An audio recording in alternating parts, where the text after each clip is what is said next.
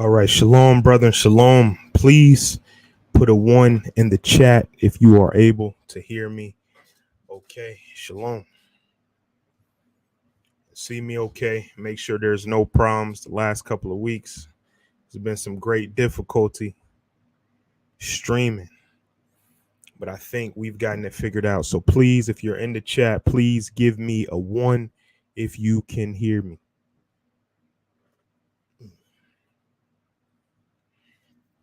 Am I coming through clear? Am I coming through clear? Please give me a 1 in the chat if you can hear me okay. Alrighty, thank you. Thank you, GQ. All right. So we're going to go ahead and get started. All right, brothers. Shalom. Greetings and welcome to Pursuits of Virtue, where we explore the traits and characteristics of a man that allow him to reach his highest level of maturation and strength. In today's segment, we'll be speaking of a battle that any man in the age of his strength and vigor will know all too well. Many men have been shot through by the temptation of this battle time and time again, causing guilt, shame, and preventing a man from being able to have a blameless conscience. This is the quest to be righteous.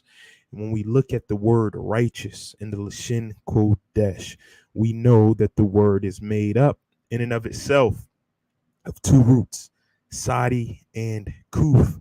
Now, Sadi depicts the hunter, the one who captures, the one who traps. And Kuf in Hebrew, though it's not the root itself, it is the same way that you pronounce monkey. So in the etymology of the word itself, what one can take from it is that it describes the one that conquers the animal-like nature.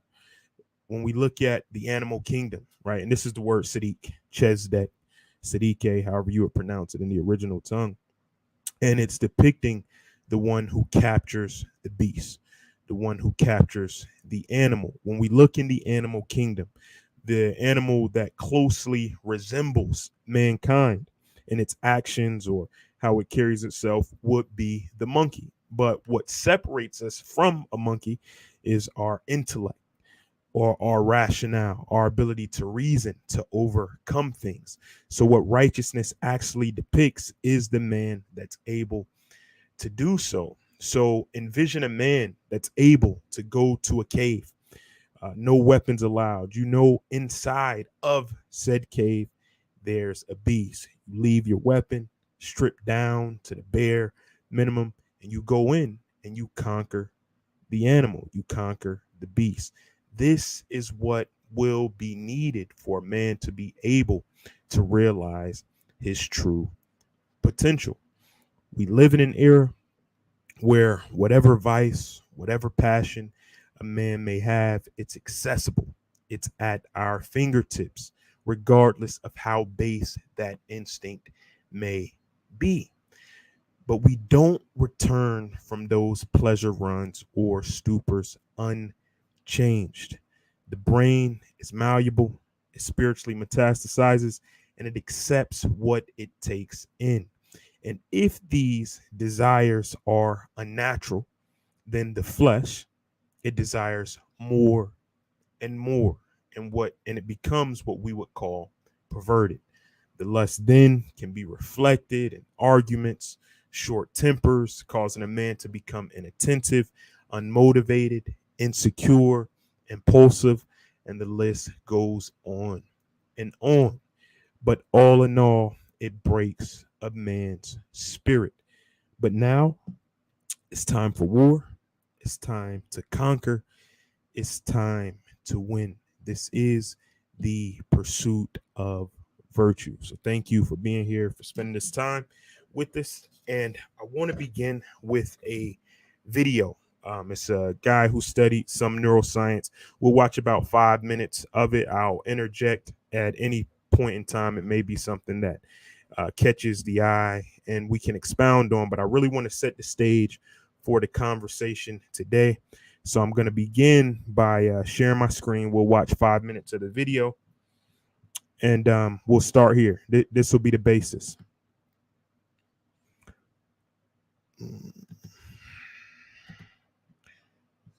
All right. And let me know that you can hear okay. I'm going to play the video now. Fair use. I'll have to interrupt periodically and say that. But this is the neuroscience of NoFap. If you aren't familiar with the term NoFap, it was coined for abstinence, or a man retaining from self-relieving of himself. NoFap. Okay, so we're going to go into the neuroscience on that, and then we'll go into some scripture, some biblical records, and see if this is altogether a new thing. A couple of weeks ago, the conversation was, can a man pray against his nature? And you'll find that testosterone, or what some people may refer to as our life force energy, it isn't something you wouldn't want.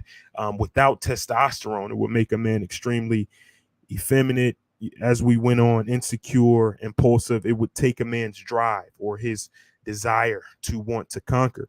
But what we do pray against is how the testosterone is expressed, what one would call transmutation, directing that energy to the right areas for it to be beneficial for us. So I'm going to begin with this video. Let me know if you hear it okay. And I'm going to start it now. Okay. All right. Neuroscience of pornography use and how it affects the gray matter and dendritic connections in the brain. I've often talked about NoFap and the use of PMO in regards to esoteric concepts, life force energy, building up energy within yourself. But for today's video, I want to go as deeply as I can into the hard science side of this practice, just to speak to that element of things, because there is a very strong neuroscience correlation between pornography use, depression, anxiety, and the inability to concentrate, alongside connections between pornography and interpersonal relationships. It's no mystery to people anymore that porn use is often linked to erectile dysfunction and commitment issues. And so let's attempt to decipher some of the neuroscience behind why these effects play out the way they do. A good majority of the content for this video will be coming directly from Gary Wilson's book, Your Brain on Porn. So fair use, fair use.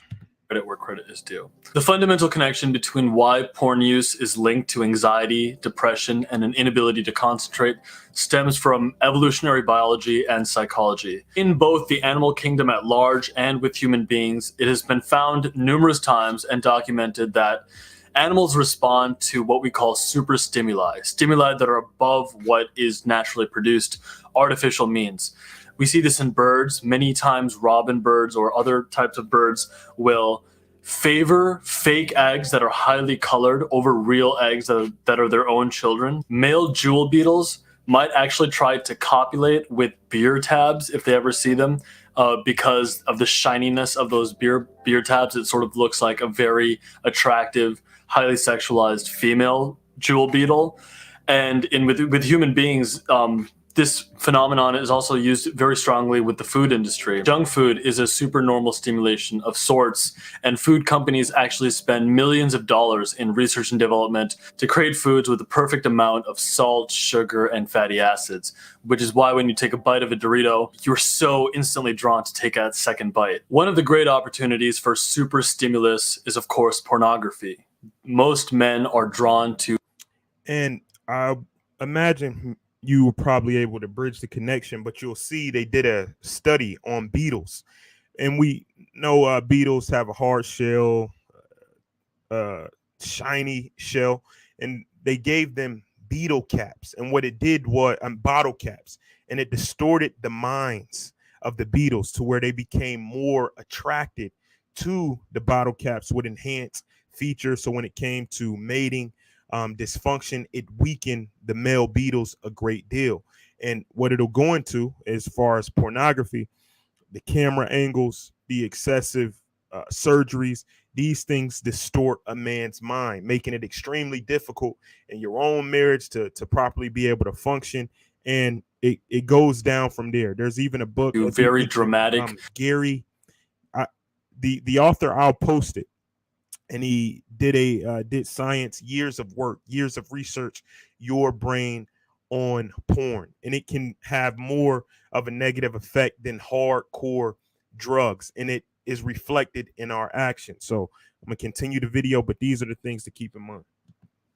Secondary sexual characteristics such as big boobs, a big butt, a large waist. So the pornography industry has been able to very potently augment these features, both with the angles by which porn scenes are filmed, but also the performers who undergo several cosmetic surgeries to have more exaggerated features. And while rationally you can understand the falseness of that situation, it plays to a very primitive part of our DNA, a primitive part of what drives us.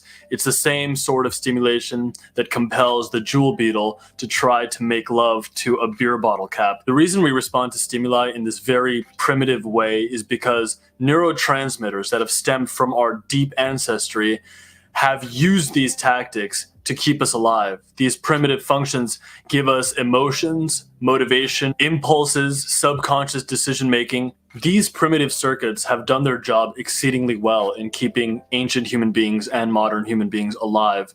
They control our subconscious impulses, and they help us react to chasing calories and staying away from dangers, and helping us reproduce, which is why the human species has thrived so well, is because of our barometer to these stimuli. Of course, it should be no surprise to the people who are familiar with this concept that the neurotransmitter that is most closely associated with pornography use and the desensitization that comes with porn use is dopamine. Dopamine is a neurotransmitter that is linked with motivation and drive. Dopamine surges are the barometer by which we humans measure the value of any experience, whether it's taking a bite of an apple, working out at the gym, or watching pornography. We are all on some level responding to the potentiality of a dopamine surge.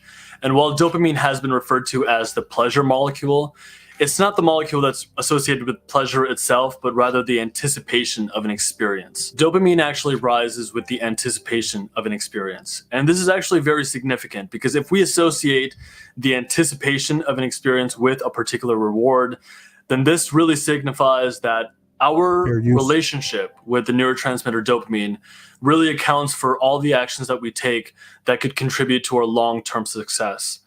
And so mastering the abuse of pornography is actually deeply, deeply linked with mastering the activities and decisions that you'll take on for long-term success with any endeavor that you pursue. I'm on. So we see he ended the conversation with the man being able to develop a rapport with himself in times of extreme difficulty. There's no greater fuel that a man can light to his fire when he tells himself, we've been here before, to be able to bridle the storm.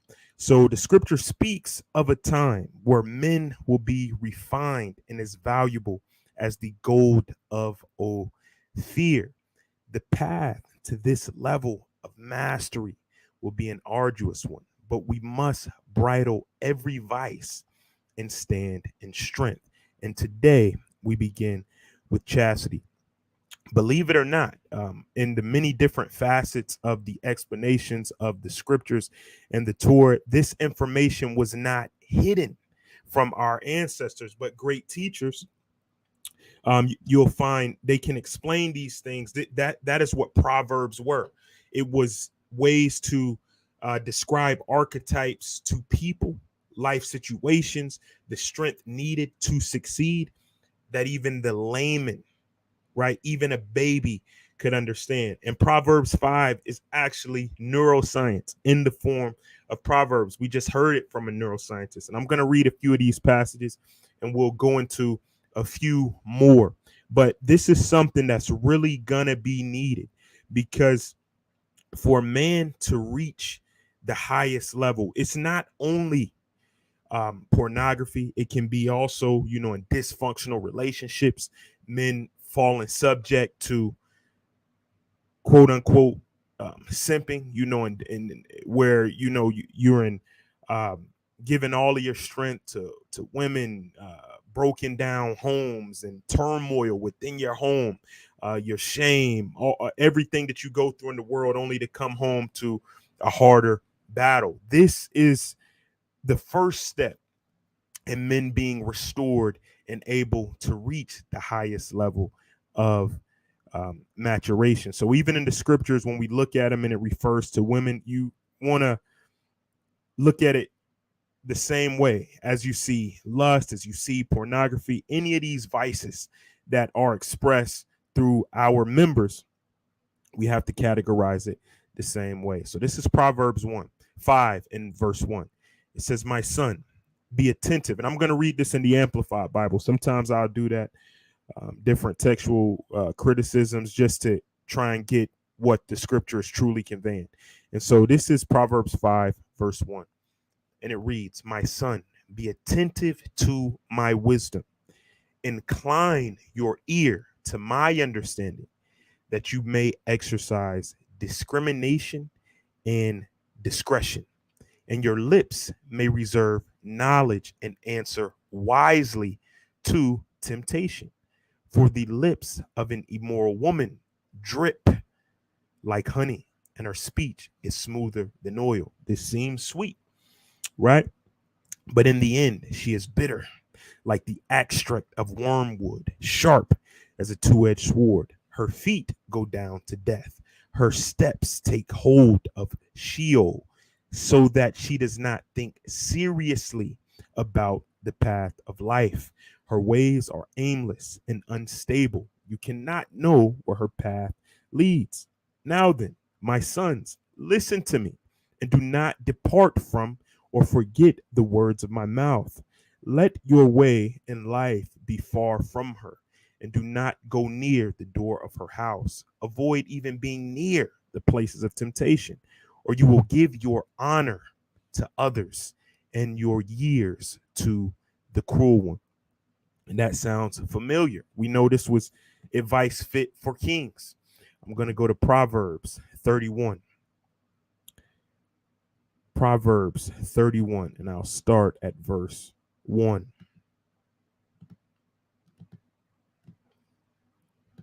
Transmutation deals with your life force energy. If you imagine the what the Most High put in a man to be able to create life, our testosterone, we see it expressed on the highest level. If any of you brothers follow martial arts, oftentimes in the stare downs, men training that have trained their bodies, created their bodies to be weapons, are at the highest peak of testosterone, and you see that reflected in a man in a face-off that it's almost like deers.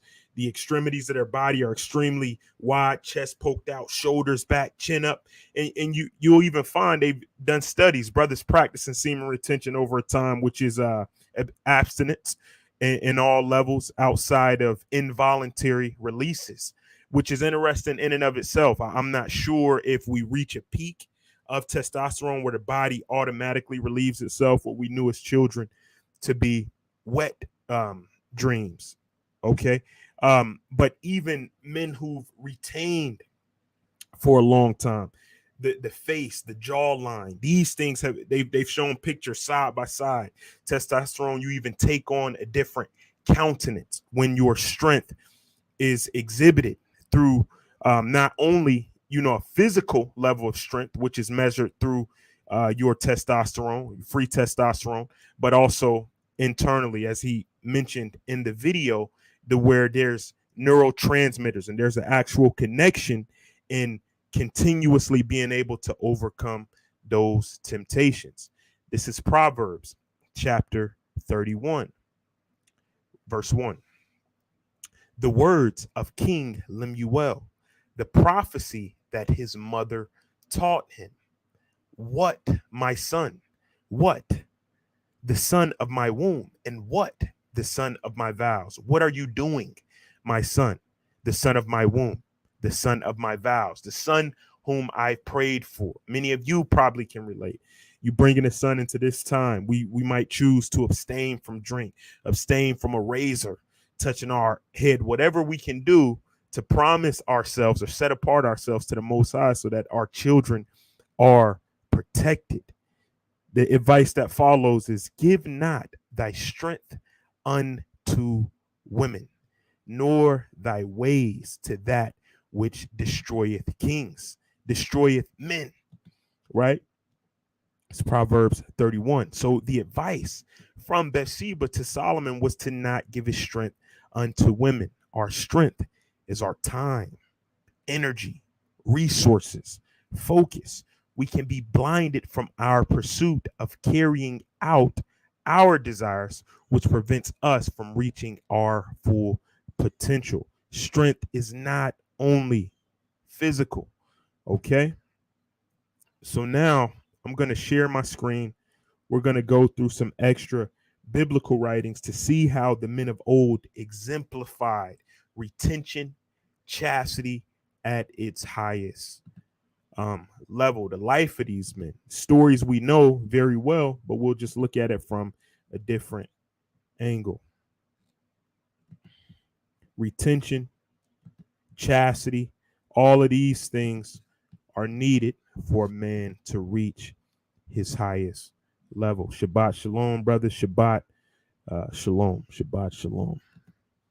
We dealing with retention today, chastity, and a man in overcoming the urges, pleasure, and stupor runs in order for a man to reach his highest level,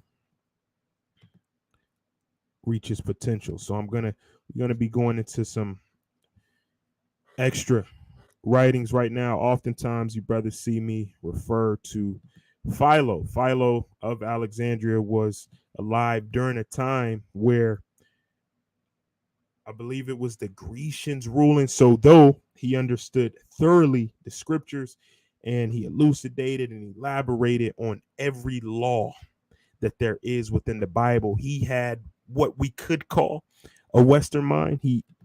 So we can glean from it how these men would have been depicted today in our time. So I'm going to share this.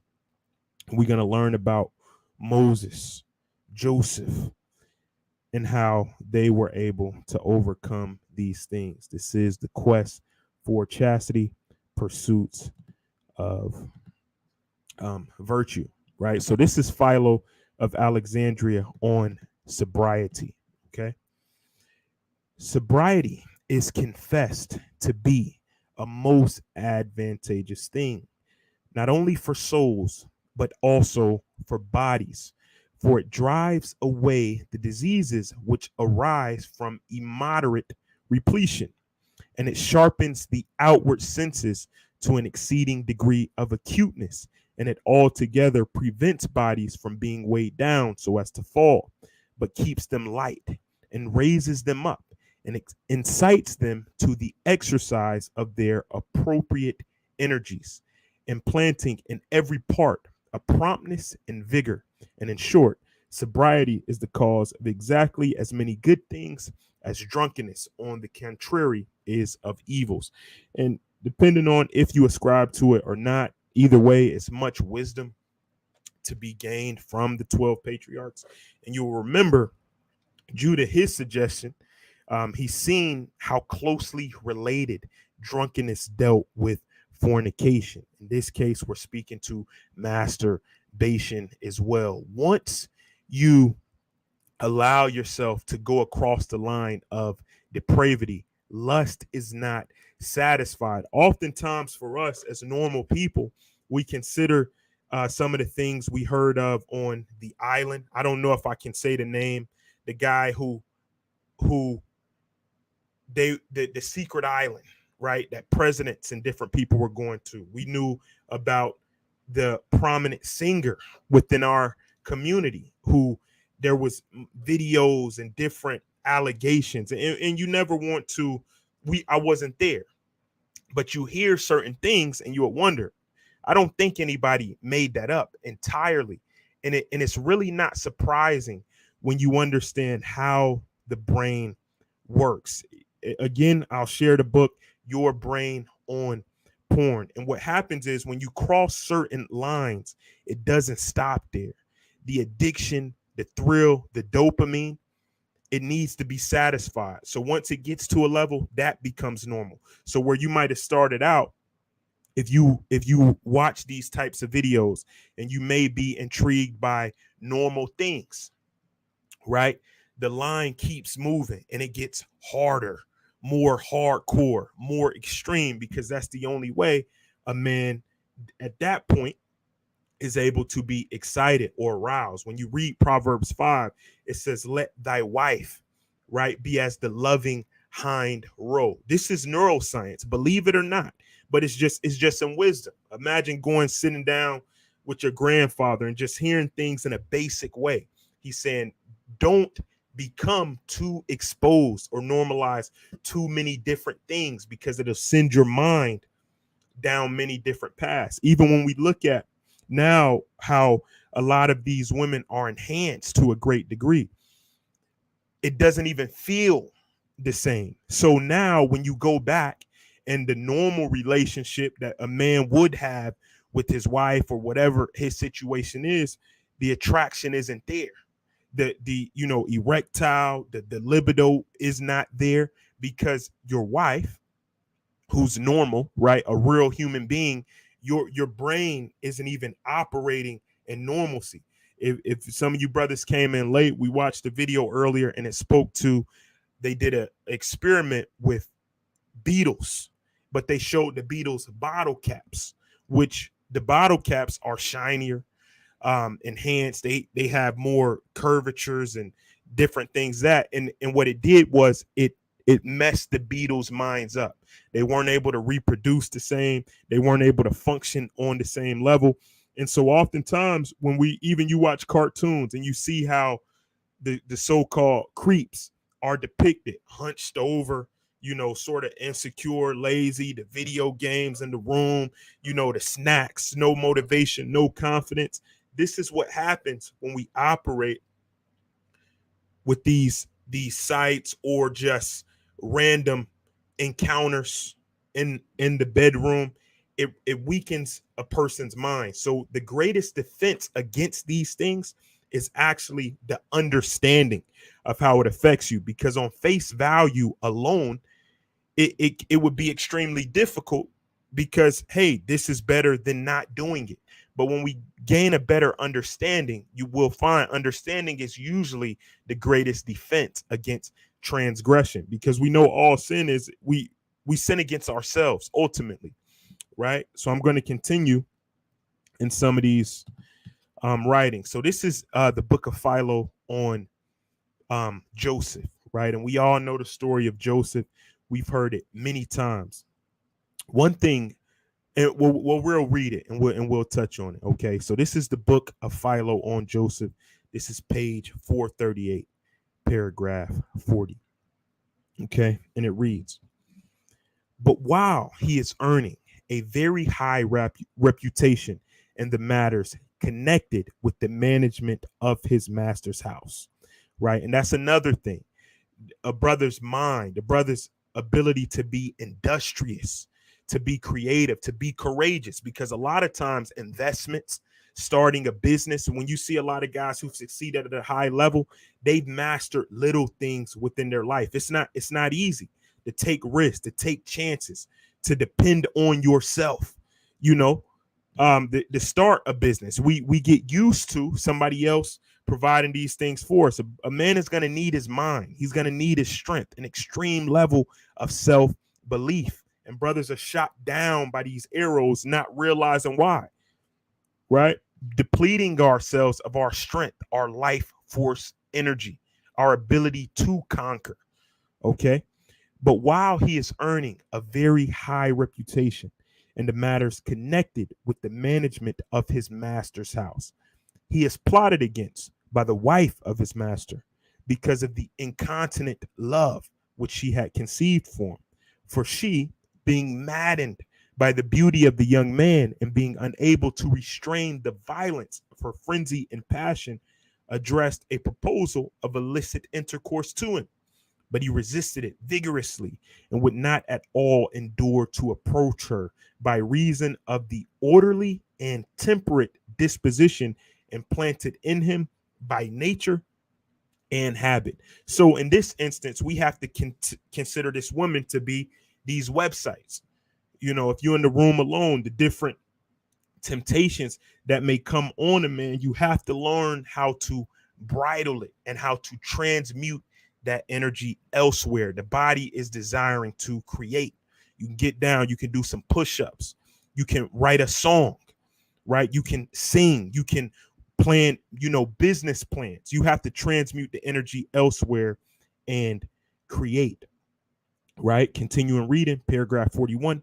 But when she, inflaming and exciting her lawless desire, kept continually tempting him and continually throwing herself in his way and continually failing in her object, she at last, in the violence of her passion, had recourse to force, and seizing hold of his cloak, dragged him vigorously toward the bed, her passion endowing her strength with greater vigor, as it often does strengthen even the weak. But he, proving more powerful than the alluring opportunity, uttered a cry, becoming a free man and worthy of his race, saying, "What are you forcing me to? We, the descendants of the Hebrews, are guided by special customs and laws of our own.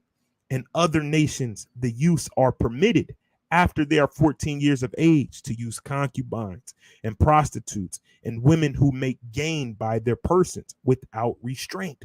But among us, a harlot is not allowed even to live. But death is appointed as a punishment for anyone who adopts such a way of life. Therefore, before our lawful marriage, we know nothing of any connection with any other woman, but without having experienced any similar cohabitation, we approach our virgin brides as pure themselves, proposing as the end of our marriage not pleasure, but the offspring of legitimate children, honorable children. Right? This is how a man builds his home. And you have to consider as well. Imagine, we know the story. Joseph stood while his cloak, his shirt was ripped off.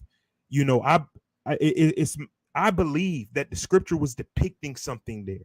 A man, it was physical how he was able to stand, but imagine how hard someone would have to grab you to take your shirt off, right? And you still be able to stand. That was a physical depiction of how austere and obstinate his spirit was in the face of lust or discipline. He resisted it vehemently, right? And we have to operate in that same level. And we'll see as we knock down this battle, which is probably the most difficult, right? For a man to be able to retain his chastity, his honor, then everything else, our desires, we're going to take that energy, that same discipline, that same ability to stand, and it's going to transcend in the other areas of our life. After the first 30 days, after the first 60 days, I know a lot of brothers it's very common now, right? It's very much so normalized amongst our people of the diaspora as well. I mean, when we consider many of us, if you've grown up in the inner city,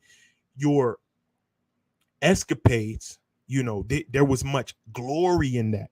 Whereas you look back in the older times, their mind never even normalized it. Their mind had never been inundated with those pollutions because it was something worthy of death.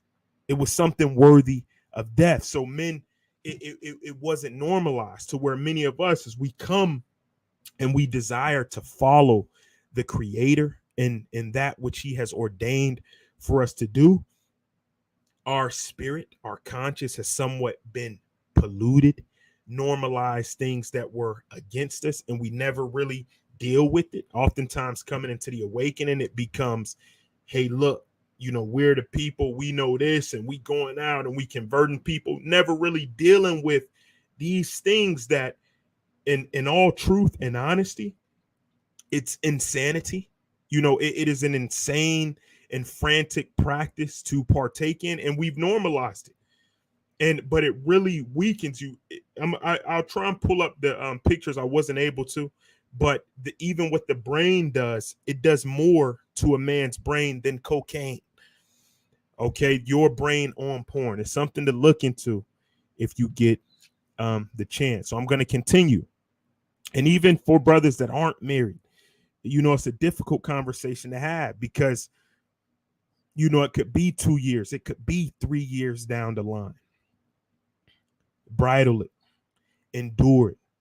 It's going to give you a sober mind for when you do pick a wife. You'll pick it with the right things in mind, the right desires. You'll be able to look beyond the lust, because once you give into, like the scripture says in Proverbs 5, why would you give your honor unto others, the cruel one? And you see brothers in these situations. I just seen a story where a sister sent the brother to try and kill, her spouse. You in situations where it's women, you arguing, any of your shame, your secrets, anything to tear you down. Words as a lash, breaking brothers down, breaking them down. I've heard the dysfunctional stories, and brothers never get back up. They become they're no longer themselves, man. This is a true, and that's what happens when you don't pick correctly. And so you have to do the groundwork now, right? I'm gonna continue in that on Philo, on Joseph. Okay, it reads, I therefore, having kept myself pure to this day, will not begin now to transgress the law by adultery, which is the greatest of all sins. When I ought rather, even if in past time I had lived in an irregular manner, which many of us have, and have been led away by the impulses of youth, and had imitated the licentiousness of the natives, still not seek to pollute the marriage of another man, an offense which who is there who would not avenge with blood. For though different nations, different other points, still all agree in this alone, that all men think him worthy of 10,000 deaths who does so, and give up the man who is detected in adultery without trial to the husband who has detected him. But you, pressing me thus to load myself with guilt, would add even a third pollution in my case, since you bid me not merely commit adultery, but also to violate my mistress and my master's wife, unless indeed this is to be looked upon as the reason for which I entered your house, that I might neglect the duties which a servant ought to perform and get drunk, right? Remember, drunkenness, we spoke about that earlier, but he refers to this fornication as drunkenness, and get drunk and become intoxicated with hopes fit for my master who has bought me, polluting his marriage and his house and his family. So he called it drunkenness and becoming intoxicated with the desires once they're in the mind, right? A stupor, a pleasure run. And we're dealing with it really today. We don't see many texts that explicitly speak of the battle we have today, because you can go to a search engine and literally search up anything you want to. And we've seen these men become depraved, where they have islands and different things to where men are carrying out all types of things that we wouldn't even know existed. And they have islands for it. And that's really what can happen once you allow these things into the door of your mind. So in chastity, this is really what's going to allow men to reach their highest level. Now we'll read a little bit about Moses, right? So this is Philo on the life of Moses, page 461, paragraph 25.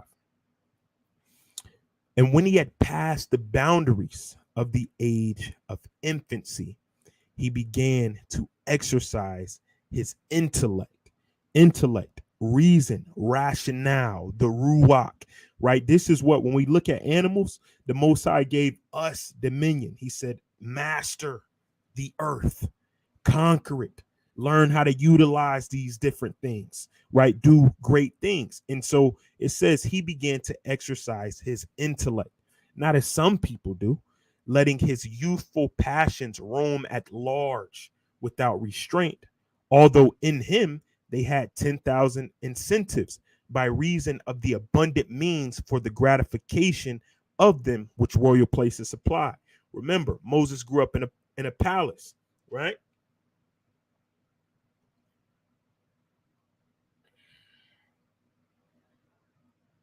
I work night, so that's why y'all usually see me drinking coffee in the evening. I'm up now, but as it says, although in him they had 10,000 incentives, everything was at the disposal of Moses had he chosen to engage in it, right? By reason of the abundant means for the gratification of them which royal place supply. But he behaved with temperance and fortitude as though he had bound them with reins, and thus he restrained their onward impetuosity by force, and he tamed and appeased and brought under due command every one of the other passions which are naturally and as far as they are themselves concerned frantic and violent and unmanageable. And if any one of them at all excited itself and endeavored to get free from restraint, he administered severe punishment to it, reproving it with severity of language, and in short, he repressed all the principal impulses and most violent affections of the soul, and kept guard over them as over a restive horse, fearing lest they might break all bounds and get beyond the power of reason, right? Depravity, beyond the power of rationale, to where it no longer makes sense. Don't be too surprised, right? And I don't know if the brother was guilty, the singer that we all know was in our community, and there were crazy things that were alleged. But we see here that was a common understanding. Once you go past the line, these things go beyond the power of reason. It no longer makes sense because the threshold, the dopamine, the neurotransmitters, it desires more and more and more. So you want to do dopamine fast, and not only if it's lust, but abstaining from constant, a lot of the shorts, a lot of on the internet now with the like YouTube shorts, the TikTok, it's constant strolling, it's constant excitement. You want to be able to detox from that. Things like martial arts, working out, different challenges, they keep the mind in a normal place to where you can sit down and read times and be excited by these things. These things become fun because that's a man who has a normal dopamine level. But everything it's pleasure, even the food, everything is quick at the disposal, and it can distort a man's mind, right? But it says fearing lest they might break all bounds and get beyond the power of reason, which ought to be their guide to restrain them, and so throw everything everywhere into confusion. For these passions are the causes of all good and of all evil. Of good when they submit to the authority of dominant reason, and of evil when they break out of bounds and scorn all government and restraint. So understand, it might be a quick run to the bathroom where, man, the body's burning and you have to practice it, but you understand it's not over when you just go into the bathroom and partake in that behavior. You don't just come back and see somebody, oh hey, how you doing? It's not normal. You become impulsive even in your conversation. If and pay attention, you won't be able to bridle your tongue. You might have a, a drink, if you drink, if it's wine, a cup of wine, or eating, and just pay attention to yourself. Your body will start behaving more in an animal like nature, having more animal like desires. It doesn't stop there. So understanding is truly the greatest defense against sin. Understanding the creator and why he gave the command, because none of them were superfluous or minuscule to where he was just testing mankind to see what lengths he could push you. He's saying, no, this is what I created. Those other things that go against you, it isn't meant for you. Your body won't properly respond to it. I didn't create that. The doctors did, the advanced sciences. And don't get me wrong, I'm not against those things, right? And they're proper in and of themselves, but they've been used for other things, enhancing the bodies, different types of attractions. Those are other species. It's different things in the body. They're creating a higher cheekbone, all of the things that are accentuated to arouse a man's lust, ultimately distorting a man's mind, right? So this is continuing. Philo on the life of Moses, uh, page 460, paragraph 28. And it reads, for he never provided his stomach with any luxuries beyond those necessary tributes which nature has appointed to be paid to it. And as to the pleasures of the organs below the stomach, right, he paid no attention to them at all, except as far as being the object of having legitimate children was concerned, in being in a most eminent degree a practicer of abstinence and self-denial, in being above all men inclined to ridicule a life of effeminacy and luxury, for he desired to live for his soul alone and not for his body. He exhibited the doctrines of philosophy in all his daily actions, meaning he embodied the things, right? He embodied the things that he spoke of to be true. And this is very hard to do, even amongst us as believers. Sure, we comprehend the scriptures. It's, and it's a beautiful thing, right? And I don't mean it in a disparaging way. The scriptures do say, oh, with their mouth and their lips do they honor me, but their hearts or their actions or the embodiment of the things that I told them, they're unable to do this. I'm not mocking or jesting. It's extremely difficult to come to a place where our actions depict the things that we think. And life has a way of humbling us all, where we speak great things. And what you'll find is Moses, it was described as he lived a life of harmony, meaning he reached a point to where his actions entirely embodied the things that he spoke.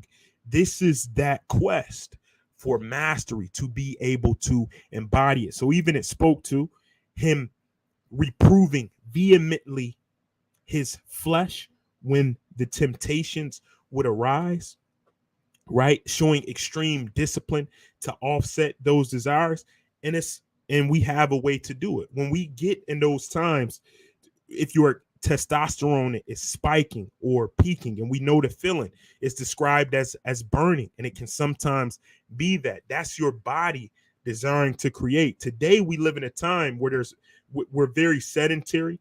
A lot of us, you might work in a corporate setting, sitting down, to where if you were in the in the East, everything, it isn't mass produced food. It's not so much fast food. It's not even AC heat. These things aren't the same. So you're constantly working to be able to sustain your life. Now, a lot of things are quick. So our testosterone isn't bridled or expressed appropriately. There's much leisure, there's much licentiousness, but we really have to understand what's actually going on within the body, right? What some people call the life force energy, our ability to create, our ability to conquer. That's your testosterone. So you transmute or you redirect that energy, and you'll find life changing, right? There are a few things, there's a lot of advice that goes around today. Some things are considered cliche. You've heard it before, but there are two things that I know to be true that are life changing. A man changing his company, right? The people that he's around. If he removes toxic and dysfunctional people, that will put a man on the path to success, conquering, and mastery, where everybody around you, what's normal is success. And the other thing is semen retention, chastity. If a man can bridle that, which is, I'd say, the most difficult thing to do, everything else is light work, right? You could tell yourself in hard times, we've been here before. But when a man doesn't have a rapport with himself, when men say, every time I'm here, I fail, I always mess things up, this always happens to me, because it's probably true, a brother won't be able to conquer, right? You won't be able to win. So let's go to, I'm gonna hop back into scriptures here, right?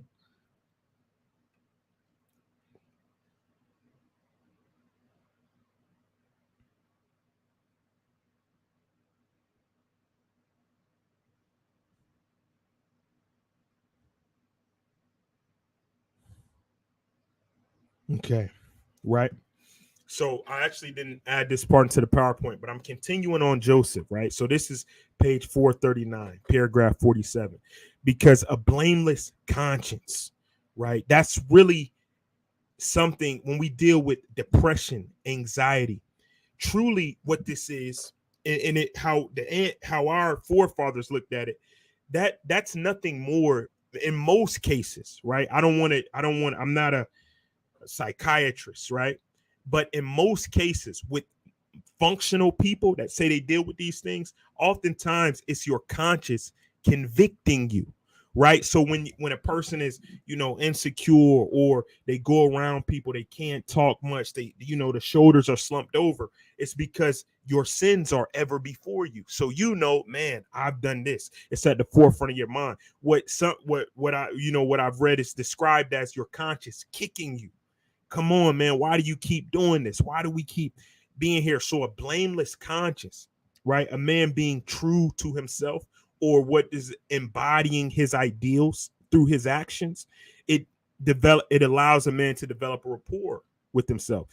When you look at seeing men stand in the face of tyranny, in the face of accusations, because they know, right? They stood with the blameless conscience. So this is Philo on Joseph, page 439, paragraph 47.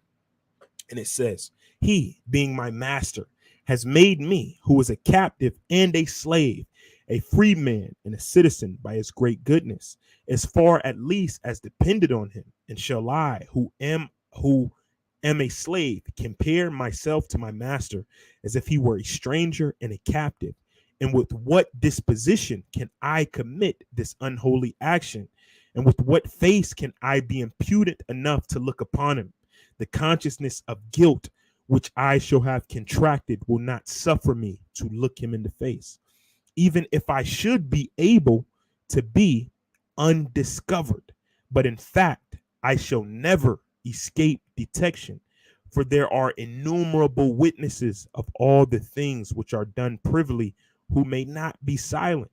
I forbear to say that, even if no one else should know it, or being privy to it should not divulge it.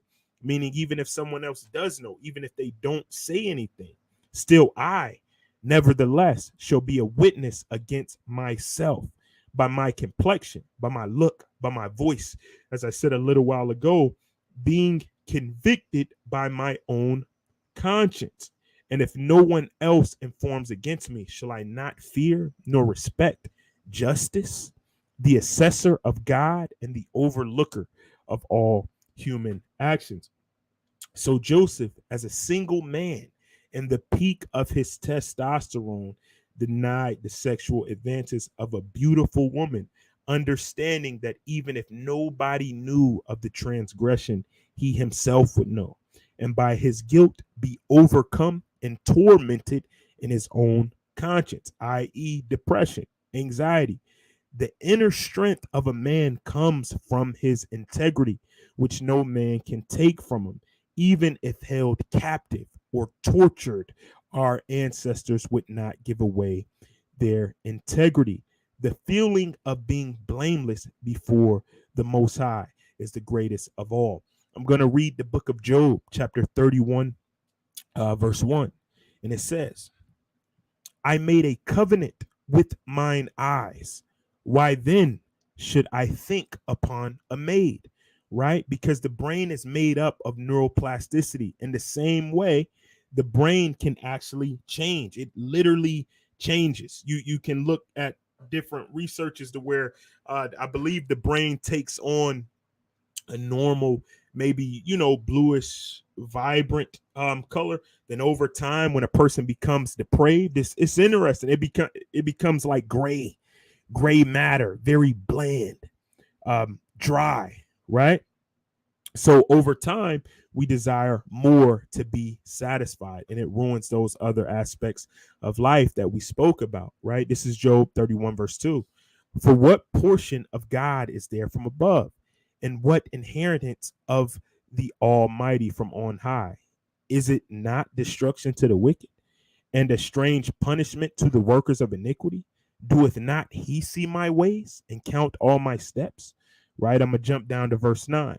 If mine heart have been deceived by a woman, or if I have laid wait at my neighbor's door, then let my wife grind unto another, and let others bow down upon her.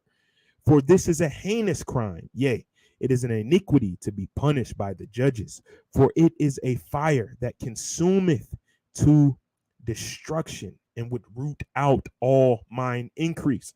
Right? It would root out. Proverbs 5 says the same thing. Why would you scatter your riches, your honor, the things that you've built unto strange and cruel people? When you look at, I don't know if you brothers have a family, some of you brothers have sons, but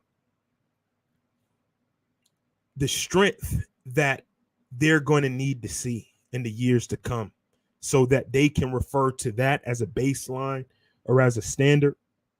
We can't be weak right now, man. When you look at these rap artists, these women with the body enhancements, a brother has to look at his family and say, are they, is that worth it? You know, our children, man, the children that we have to raise, we have to educate our children, we have to equip them. I mean, even times now, I'm thankful I'm not 20 years after, 30 years after this liberal agenda. They're framing laws, the things that our children are going to be up against, man. It's going to take brothers really setting a standard within their home building, right? We're uniting now to be able to have a strong line of defense. But brothers can't be shot down by these arrows. You know, in Proverbs 25 and 28, it says, he that hath no rule over his own spirit is like a city that is broken down and without wall. So I'm going to play. I do have a video here from Gary Wilson, the author of How Porn is Destroying Young Men.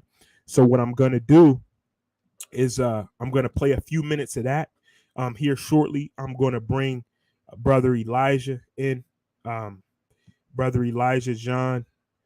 And, you know, we're going to continue having the conversation. I know it's something that plagues many of our people. So we really want to overcome it. We want to know how brothers are overcoming it.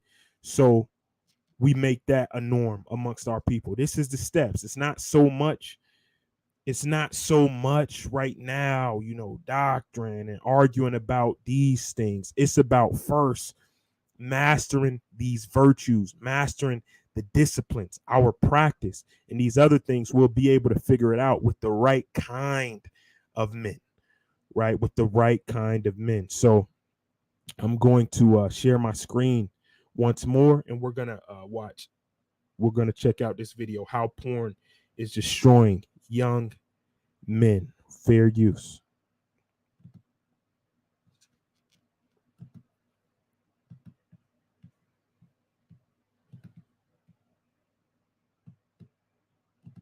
With internet porn, a guy can see more hot babes in 10 minutes than his ancestors could see in several lifetimes. This old mammalian program perceives each novel female on a guy's screen as a genetic opportunity.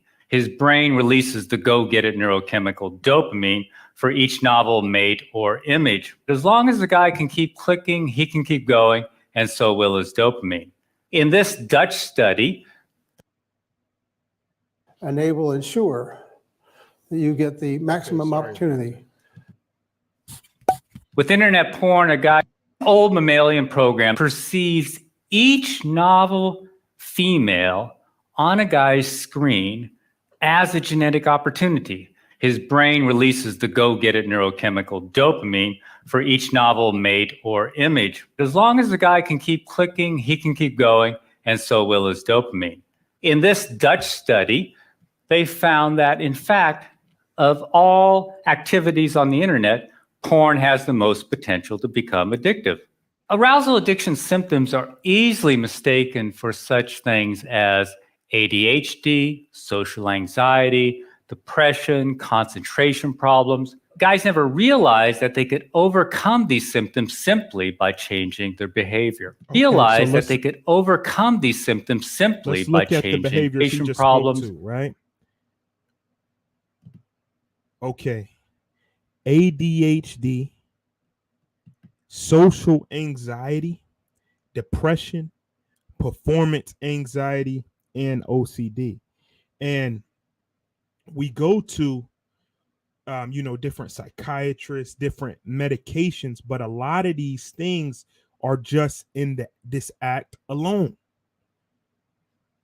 Okay, fair use. Anxiety, depression, concentration problems. Guys never realized that they could overcome these symptoms simply by changing their behavior. One of the first changes is a numb pleasure response. Everyday pleasures really don't satisfy a porn addict. Everything else. So erratic people. I mean, the cartoons really used to drop it. If you brothers used to watch the Hey Arnold, you would see the guy who was always popping up in the back, and he was like, and he'd be breathing hard, and he was like a creeper. That's really what it does to you. And then the attention span, you're all over the place, impulsive, erratic, right? Because everything, nothing, you've brought it up too high, your threshold. So you have to do a detox, a mental cleansing, taking off, the short. Sometimes that can do it. That can really raise the dopamine. It used to take, TV was pretty basic. You might, if you're lucky, you go watch a movie at the theater with no commercials, and but what now, everything is quick. It's the TikTok. Then you just strolling, pleasure spike, pleasure spike. And now we go back, and you want to sit down, you want to read a chapter in the Bible, you want to read some Proverbs, you're going through a difficult time, you might be paying attention to your spirit. Hey, I've been a little bit more irritable. I just want to get back to that baseline of normalcy. It's difficult, right? Like he mentioned, we can see more women now than our ancestors might have seen, in 10 years. We can see it in 5 minutes, right? In the porn user's life is sort of boring, but porn is super exciting. Finally, his willpower erodes as his frontal cortex changes. The willpower erodes. Brothers with amazing gifts sometimes, but they just can't get over that hump. It really is going to take a lot, especially in this time. I know many of us, if you can't really educate your children full time, right? If they are being, educated in the school system, you at least want to have your wife, in most cases, to be able to stay at home, to really be on top of the children, or if not really relying on her financially, so other things can be built up, so you can properly build your home. It's going to need willpower. We got to get to the point of 200, 250. It's going to take that type of building to be able to shield our families. That's our job. That's our job, keeping our children's mind. Okay. At last, we have a group of guys who are no longer using internet porn. That's right. Heavy users are voluntarily giving it up by the thousands. You probably want to know why any porn-loving guy in his right mind would give it up. 2 words: erectile dysfunction. Internet porn is killing young men's sexual performance. ED is often the only symptom that gets these guys' attention. The question is, what less obvious symptoms are they missing? Here's a guy in his late 20s. I've been to psychologists and psychiatrists for the last 8 years, have been diagnosed with depression, severe social anxiety, severe memory impairment, and a few others.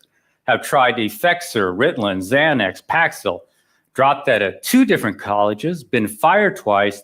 I've been a hardcore porn addict since age 14.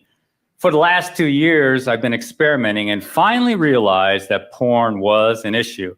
I stopped it completely 2 months ago. I've since quit my remaining medication. My anxiety is non-existent. My memory and focus are sharper than they've ever been. I feel like a huge chick magnet, and my ED is gone too. This is why pockets of guys are appearing all over the web: bodybuilding sites, sports sites, pickup artist sites. In essence, they are seeking a neurochemical rebirth. I'd like to see some Bardos guys who are wiping out, and their caregivers and the experts listen to the thousands of men who are teaching us about arousal addiction by escaping it. Thanks for listening. I'm on. Okay. All right. Hey, so I just came in. Shalom, Elijah. Shalom, Ak. Shalom, Hey, how you doing? I'm doing well. All is well. Great show tonight. Definitely a very important topic to Mm. discuss. I'm on. Yes, sir. Was good to see you out. Look healthy, man. Look vibrant. Yes, So sir. You as well. I mean, what is it something that you notice? I mean, you've been in our community, knowing of the awakening, the diaspora. Is this a battle that you see brothers that are that are a part of our practice? Do you see that often happening with brothers or Absolutely. It's one of the more prevalent things that cause a lot of brothers to fall away, unfortunately. And I think a big part of that reason is because these discussions are not being had. It's more of a shame thing. Brothers are afraid to even go to their brother and say, "Hey, Ak, I'm battling with this spirit. Do you have any tips that you can give me? Is there anything that I can do? Can you pray for me? Pray with me?" So, that's one of the main reasons for brothers that I see for brothers not being able to overcome the spirit is because there's not an open and honest dialogue being had about it. Mm, So therefore, brothers feel like they have to keep it inside, mm, and they're battling it inside. And as we know, the scriptures tell us that your adversary, the devil, is as a roaring lion seeking mm, whom he may devour. And what do lions do? How do they mm, operate? mm, Typically they go for the weakest, the most vulnerable, the one who's lagging in the back, mm, right? The one who may be found alone, mm, right? So um, that's exactly what the enemy wants us to feel, like we're alone, that we don't have anyone who we can open up to about this thing. mm, And I feel like that's part of the solution, mm, these conversations that we're having right now. mm, mm. Man, oh man, it's true.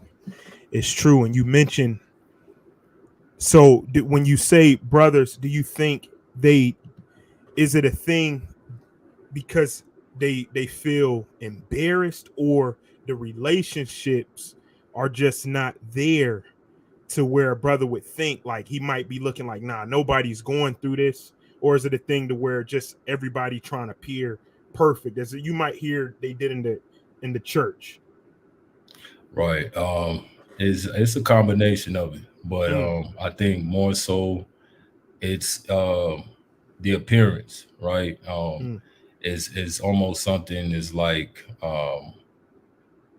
highly looked down upon, mm, for someone to uh, be having immoral thoughts mm, or actions and things like that. I think brothers really feel like it's the end, and mm, due to other people in whatever community or setting they may be in, um, being put up on a pedestal, you mm, know, they feel like, well, no one else is dealing with this. It seems like I'm the only one who's having this issue. mm, So yeah, mm, and coupled with the embarrassment as well. yeah. Okay, yeah, that makes sense, man. And I sympathize. I sympathize with a brother, because early on, when we are learning the practice of our belief, I still fell to this many times. And I had a brother, the scriptures say have one counselor of 1,000. So I'm not suggesting Mhm. a brother dishonor himself so much to the point where, I mean, and I would see that, back in the church or in different situations where you just got to go out and sort of debase yourself. A man should keep his, reputation intact. And I don't think it's for any man to go did, just publicly shame himself. But you Mm-hmm. find a brother, the scriptures speak about a brother that will sorrow Mm. after your soul as their own soul. But you have to, and that's a brother you develop a rapport with. And so I remember early, Ahmad, and we're familiar with Ahmad. Anytime Mm-hmm. that I would be that way, I would confess, and I would reach Mm. out to the Ak, and knowing Ahmad, he went to, and he might speak of his journey one time, but he was the first brother. I remember as I was younger, because I'm about 10 years younger than Ahmad, and when I first met him, he was so strong, just Mm. his, how he operated. And he's from DC area. I'm from Florida, so we had a little bit of an opposite temperament. Was a little more laid back, and so I just began asking him questions, and I found out that prior to his marriage, he went 5 years cold, just nothing. Mm. 5 years, and I'm like, man, you hear about Mike Tyson, Mm. Malcolm Yeah. X, brothers that really operated in abstinence to a high level in this lifetime, and we see the things they were really able to accomplish. And so the confession is what I would do, and that was only to one person, and it was Right. never disparaging marks. It was never difficult. A lot of times it was more so a soft correction, and it was Mm. also the Ak letting me know a potential he's seen in me, and a lot of times I didn't see. Mm. I didn't see, so it meant something to me, coming from him. So having that network to where a brother, you will have a relationship with someone that's true and sincere about your success, not desiring anything in return, and then we can develop those type of relationships, because this is something that I truly believe, as a practicer of it, I was able to after that, I went baseline. I went through a time of living in my truck, but I was fine with it though. It wasn't Mm. a depressed thing. I said, look, I got to start over.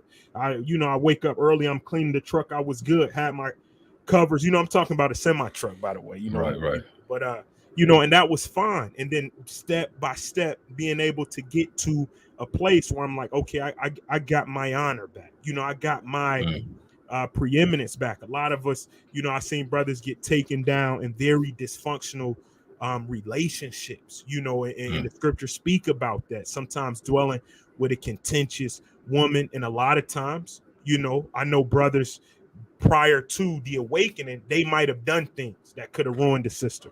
So I don't want to disregard that, but sometimes there's no recovery from that, and those sisters and brothers are in situations where hurtful things are being said.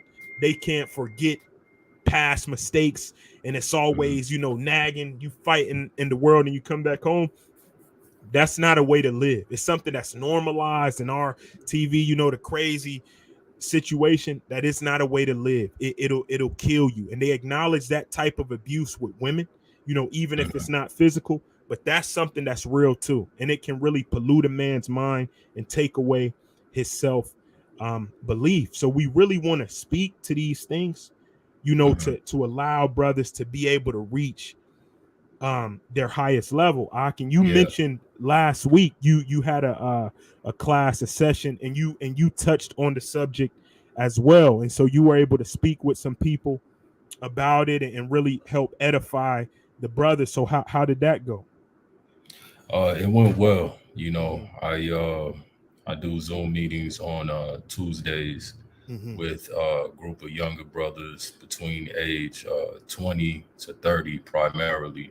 Mm-hmm. And, I just felt like it was important to have a discussion about the topic because, most of the brothers are unmarried, don't have any children yet.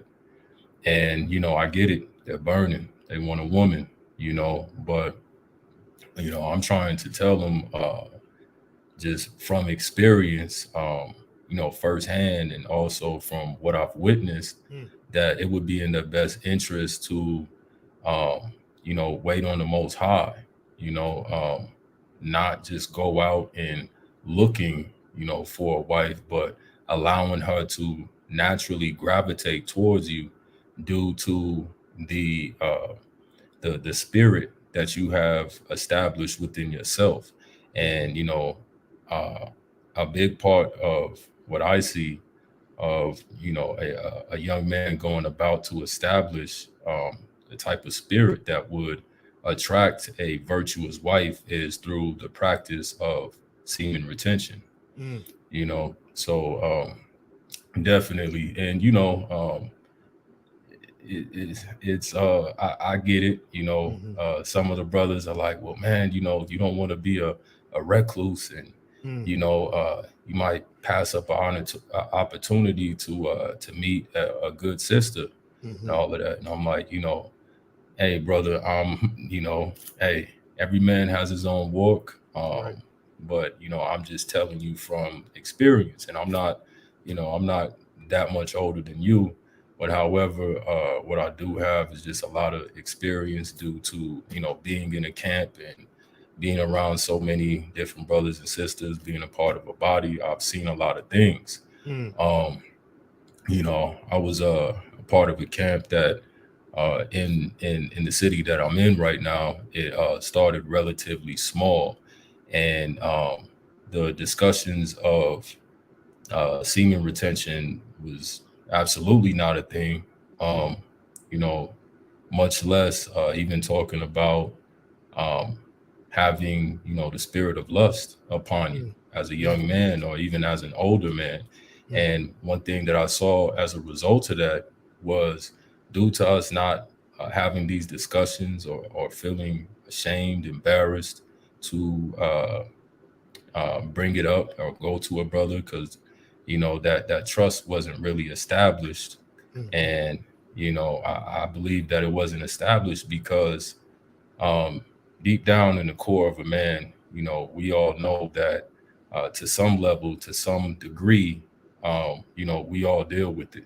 mhm, You know, now some of us have gotten to the point where we found positive outlets. You know, when the spirit does arise, like you brought up, you know, martial arts, you know, lifting weights, hitting the gym, mhm, reading, you know, something productive. mhm, But because these conversations were not being had, the spirit of promiscuity was really something that plagued and really dismantled the camp as we got bigger. mm, You know, so it's always better to deal with this topic of that, you know, that sexual lust, which is something that's natural. You know, mm, let's not you know, act like it's you know, something that's just demonic or something like that. No, it's natural for a young man to have these feelings. It's natural for a young man to have testosterone. It just, you need to be able to channel it mm, in the proper way. mm, So, you know, because that was not done in the camp, you know, when we were relatively small, when we got larger, you know, you had a case of, you know, older brother dealing with a teenager, you mm, know, mm, another brother's daughter. mm, You know, you had a case of the leader of the camp. You know, he was um, caught, you know, sneaking around, dealing with women multiple times. mm, You know, it was just all type of issues that really could have been avoided. You mm, know, if we just touched on these topics and really had the proper um, method mm. to channel it in a proper way. Man, I'm on. I'm on. Okay. Yes. Yeah. That's valuable. And let me ask you this. So, with even us and men going God's way, it's not really a traditional thing. We don't have standing buildings, so there are single brothers, right? Hmm. So Hmm. with that, if we suggest, I mean, I definitely suggest semen retention, but Yeah. with organizations, there was a traditional way of meeting a sister with at least knowing we share most of the same beliefs. Now, Hmm. we found out years later that's not always an indicator of a successful marriage, Right. but or even a virtuous sister. But if a Hmm. brother, he's right now, he in the middle of Alaska, he's operating in retention, he's following the Most High. What do you think are practical steps for a brother to maybe, you know, at least maybe within 3-4 years, if he has his finances in order, he lives alone, and he's probably ready. What do you think are practical steps a brother can do to try and add unto himself an honorable wife? Definitely go to a setting where you know it would be more likely for you to find a woman who is, I'll say the word, decent, you know, because we live in some very times where, you know, because the you know, love of many is waxed cold, so iniquity is abounding, you know. So, um, you know, I would suggest just going to things such as maybe an art gallery, you know, maybe an opera show, you know, or maybe just going to a local community gathering in the park where they're doing something constructive, you know. Um, you know, just being visible, being out. And what I find is the more that you're out and you're visible, and of course, you know, preferably in the daytime, the Most High will make it to where you're in the right place at the right time, and you know, a sister who He has ordained for you will be in that place at the same time as well. You know, and yeah, I see that as being the best thing right now. You know, just putting yourself out there. Wow. Yeah. And you know, one thing I can say though is it definitely has to do with habits, right? There's this book that I've had for a few years now, and you know, part in the book it talks about how a man is the complete sum of all of his thoughts, his habits, right? And the only way to get rid of a bad habit is to replace it with a good habit. Right. So, if I may, you know, I just want to read this short excerpt out of it. It says, in truth, the only difference between those who have failed and those who have succeeded lies in the differences of their habits. Good habits are the keys to all success. Bad habits are the unlocked door to failure. Thus, the first law I will obey, which precedeth all others, is I will form good habits and become their slave. As a child, I was a slave to my impulses. Now I am a slave to my habits. As all grown men are, I have surrendered my free will to the years of accumulated habits, and the past deeds of my life have already marked out a path which threatens to imprison my future. My actions are ruled by appetite, passion, prejudice, greed, love, fear, environment, habit. And the worst of these tyrants is habit. Therefore, if I must be a slave to habit, let me be a slave to good habits. My bad habits must be destroyed and new furrows prepared for good seed.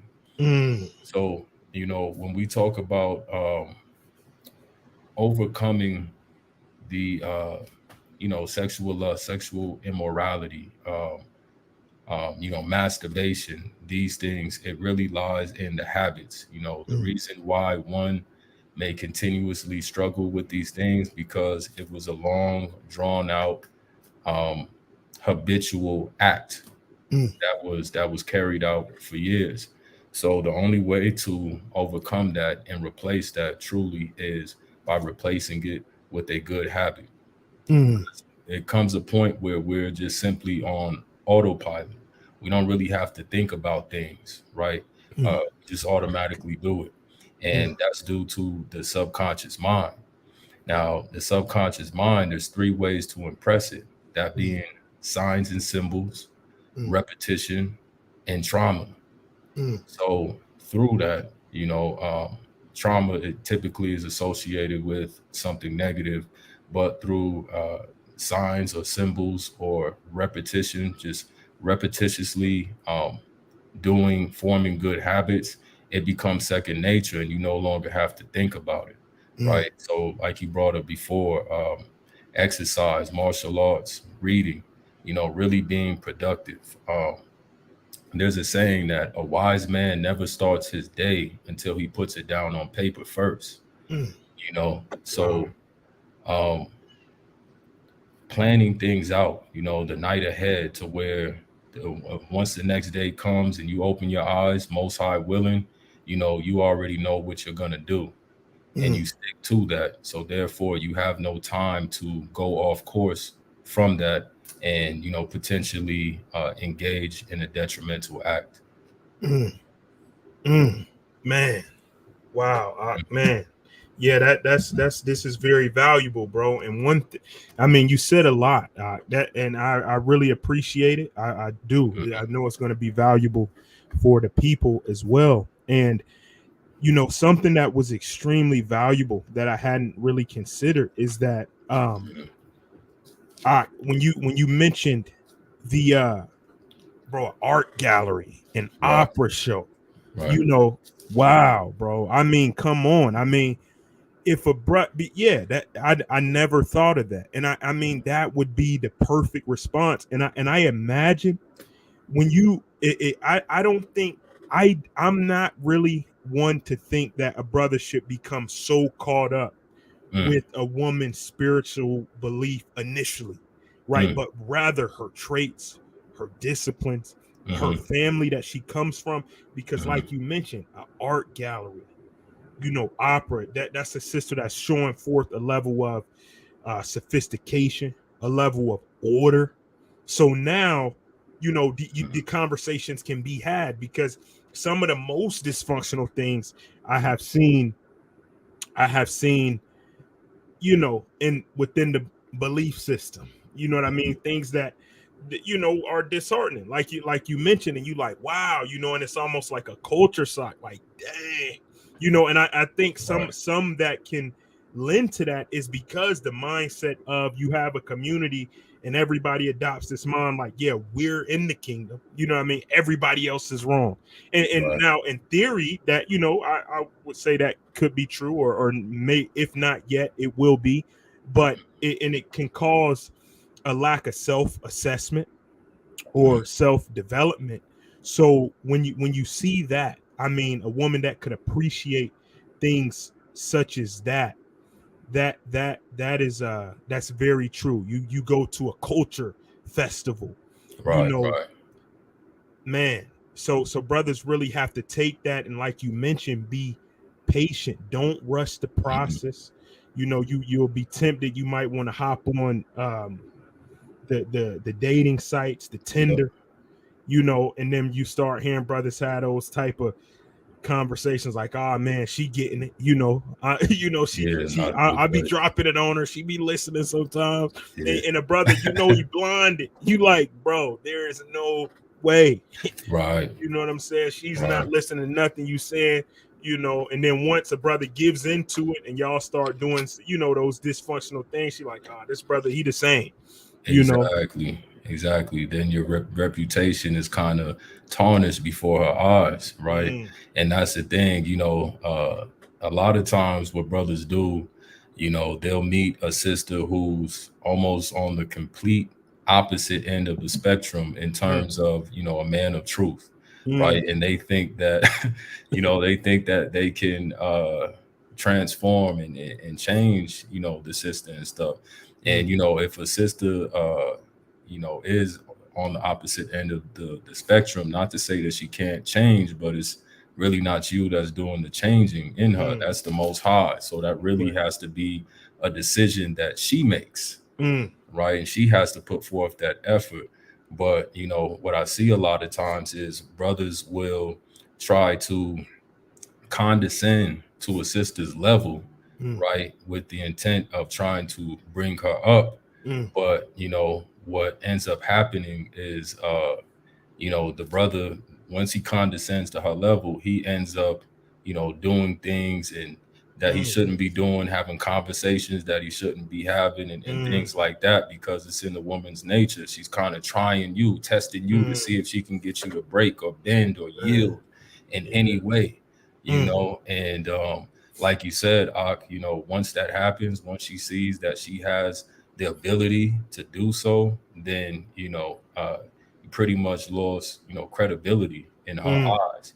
Instead of just being firm, right, and austere, in terms of how you're operating and the man you are and how you're carrying yourself in righteousness, and allowing her to make the decision, if she sees it as beneficial for her to transform herself in order to be compatible and suitable for you. Man, that's it, man. That's it, bro. That's it. Because they'll be camouflaged, sending you scriptures. Then a brother, Exactly. you give in to it, man. And that's your family. Like, if you build on that, the woman you're married to, they have to look to you to know, like, he didn't fold. He was able to conquer when we were speaking, because like you mentioned, even sometimes with the righteous sisters, they might get a little faint hearted in those temptations because the affection is there. But when you stand, it'll go into your marriage, and you built on that honor, and they'll follow suit. So that's important, man. That's important. I'm gonna read some of the comments, and we Yes, can, sir. comment back and forth. Shalom to everyone. Right. So let me see here. Okay, starting up with I am Daniel. Yes, sir. Bless you too. And he mentioned Dr. Trish Lee gives great info on the destruction of the brain that porn does. So Dr. Trish Lee will definitely, check that out. We appreciate that. Shabbat Shalom to everyone as well. Mabir Nova mentioned that brothers have to stop leaving room for these thoughts to creep in and keep themselves busy. Indeed. Zedekiah, the servant, Shalom Mayat, he mentioned when we glorify lust with our comrades in the world, we have to know now that we're not the only ones struggling with this. And that's right. Because we did. I remember, man, conversations, and it just was what it was. Like, I remember a time before I even had those desires, actually seeing people look at a woman's backside and forcing myself to do it too. And I didn't even really know, but it was just like this was the norm. So I'm looking, not even knowing what that means all the way. So in the same way, it has to be honor in the abstinence, and that's what our sons, the younger men, that's what they have to know and see, that it's abnormal. Anything other than doing it this way. Right. Yeah. Unfortunately, a lot of this behavior was taught to us, from our youth, being misguided.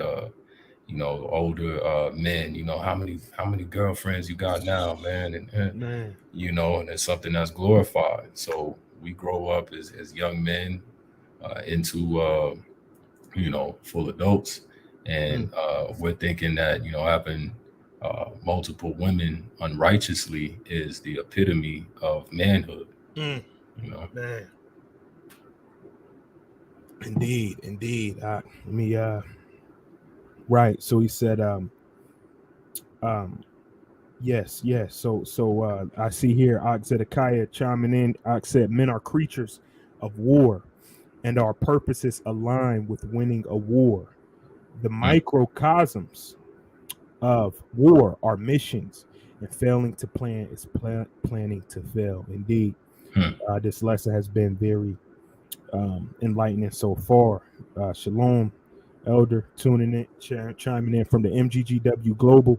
Then God's chosen Jamaica, Jamaica. He said the Testament of Issachar teaches how he was able to take his mind off a woman. Indeed, working, right? Working, hard work, hard labor to be able to build up his home, and really for us to truly be able to educate our children, we're gonna need resources. We're gonna need land. There was an oct today in the Discord who was speaking about land, and that is the goal. The oct has some things in place. And you know, there's different brothers. We got a brother on the ground, Africa right now. Brothers really behind the scenes doing big things.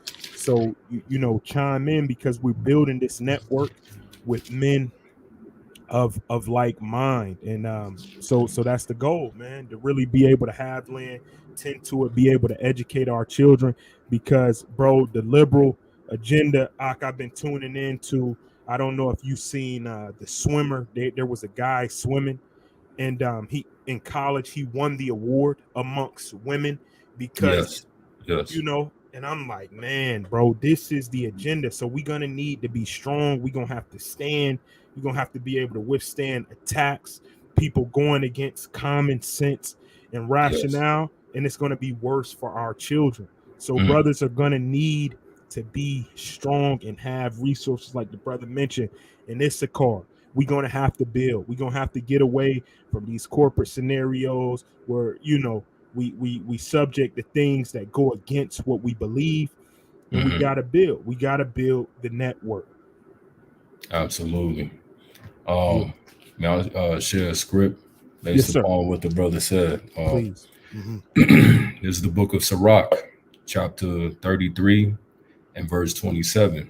And it reads, "Send him to labor that he be not idle, for idleness teacheth much evil."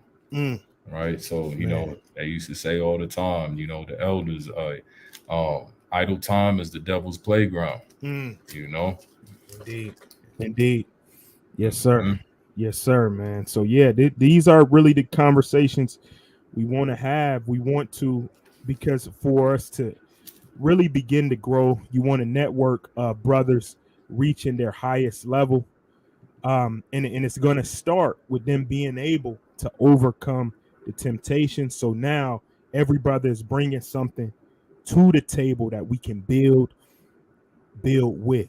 So this is the conversation to have. We'll be on every Friday. Y'all will be seeing Elijah. You know, he'll be on tomorrow as well. Good brother, and we growing. We're going to continue doing the work. It's brothers all over. It's brothers all over of a similar spirit. So any closing words before we log off? Just again, you know, I thank you for you know, opening up the line to have this conversation. You know, definitely need to be had, and the more we talk about it, the more we discuss it, is the more that we'll be able to overcome the spirit, right? Because like the Ox said, Zedekiah, you know, we're not, no one man is an island, no one man is alone, you know, in these things. And by us having these conversations, you know, we're able to help one another. You know, iron sharpens iron. So does a man, you know, sharpen the countenance of his friend. So, you know, all praises to the Most High. Indeed. Yeah, so until next time, you know, shalom, Shabbat shalom. May everyone have a time of rest, a time of introspection. We hope that the conversation, the lesson today, is something that will set brothers on a path to examine and assess themselves, any vices that they may be falling to. Know and understand you're not alone. You can contact Men Going God's Way at the email. If, you know, for anything, brothers are here. We'll be working out together, going on a health and fitness journey together, finance journey, learning, building up the community, a network of men on the same path as you. So enjoy your evenings, rest well, tune in tomorrow for the law class. And with that, we say shalom. Shalom.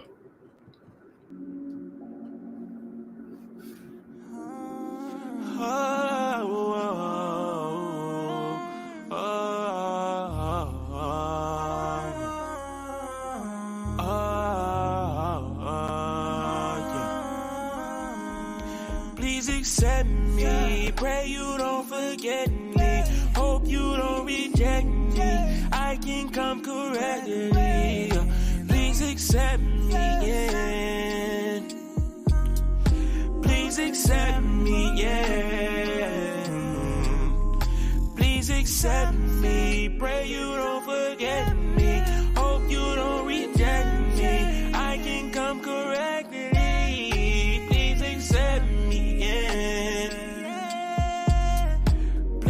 accept me, yeah.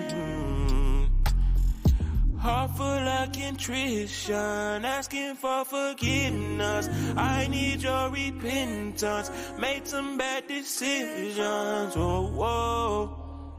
Whoa, whoa. Whoa, whoa, whoa. Heart full of contrition, I need your forgiveness. Asking for repentance. Made some bad decisions. Whoa, whoa. Please accept me. Pray you don't forget me. Hope you don't reject me. I can come correctly.